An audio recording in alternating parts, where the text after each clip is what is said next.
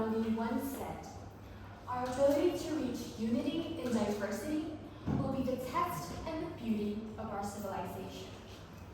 Ladies and gentlemen, let me ask you a question. How many times have you heard of the words unity, tolerance, and solidarity? How many times have you written them on an exam paper? Or how many times have you read them in a textbook? I can bet that it's way more than you can count. But then the question is, if we actually understood these values, then why do we still see discrimination around us? Why do cases related to race, religion, and ethnicity still exist, especially within young people? Now, before I continue, let us all express our gratitude for today. It is a blessing to be able to be here today, to speak, to listen, and it is a privilege to be sharing my thoughts with all of you here. So I would like to express my gratitude to the honorable judges, the teachers, my fellow friends, and the guests who are here today. My name is Lovely from SMA Karangturi Semarang, or from Karangturi Senior High School Semarang. And today, I would like to talk about something that isn't just theoretical, but is connected to our reality. And what is it? The importance of tolerance and solidarity among the youth. Now, let's not sugarcoat things. Tolerance isn't just about writing essays or answering exam questions correctly. It's about real-life actions. But unfortunately, reality has shown us that we still have a long way to go. Take, for example, the heartbreaking case of a second grader from Cikampek, West Java. A little girl who was supposed to be enjoying her childhood instead got bullied simply for having a different religious beliefs from the majority. Not only was she bullied by her classmates, but even her teachers and the school principal took part in it. She was forced to wear hijab even though it wasn't part of her religious system. And even after obeying their demands, she still got bullied. The bullying didn't stop. She was made fun of, called names, ridiculed, and even physically assaulted.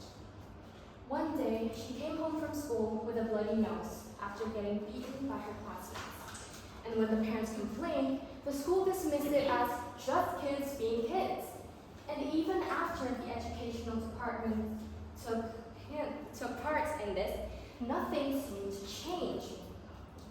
And this case is not a scene from a history book, or this case isn't a tragedy or a tragic event from another country, because this happened here in our own nation just about a year and a half ago.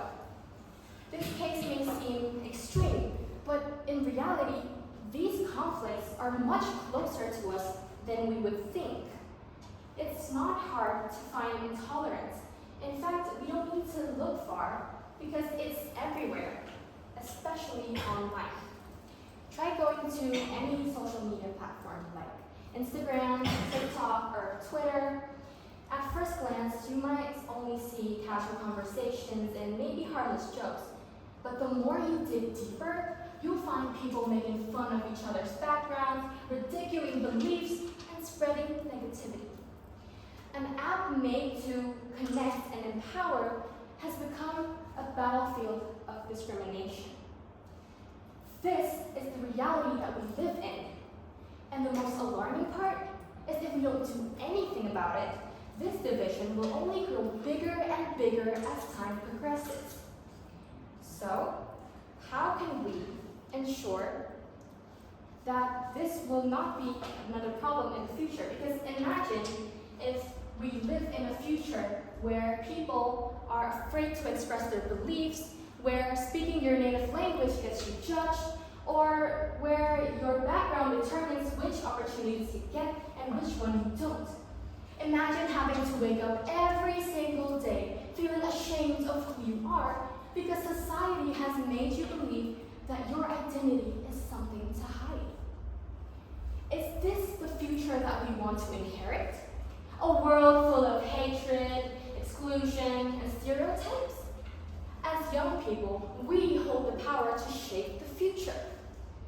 So it depends on us if we want to build walls of division or bridges of understanding. So how can we ensure that tolerance and solidarity are not just empty words, but a value that we truly live by? Firstly, we need to watch our words and actions online and offline. Because it costs nothing to be kind, to be respectful, and to help people when they're discriminated, because it is something that we have to do.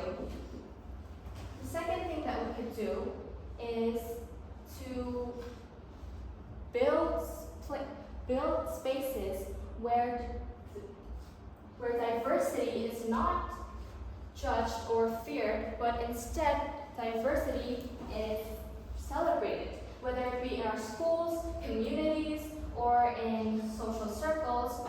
It is important that we include instead of exclude. Also,